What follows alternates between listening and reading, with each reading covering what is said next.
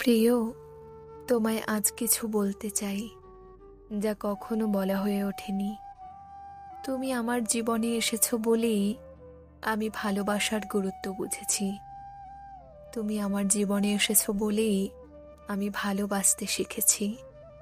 তুমি আছো বলেই আমার জীবনে দুঃখ কিংবা কষ্টগুলো আসার সাহস পায় না।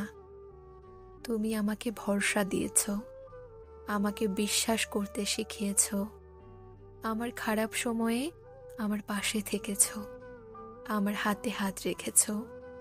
হাজারো ভুল বোঝাবুঝির মধ্যেও তুমি কখনো আমাকে ছেড়ে যাওয়ার কথা মুখেও আনোনি। সব সময় আমার খেয়াল রেখেছো, আমার জন্য নিজেকে পরিবর্তন করেছো। আমার বাবার পরে তুমি সেই পুরুষ যাকে আমি ভীষণ ভালোবাসি, যার হাতে হাত রেখেছি সারা জীবন একসাথে চলবো বলে।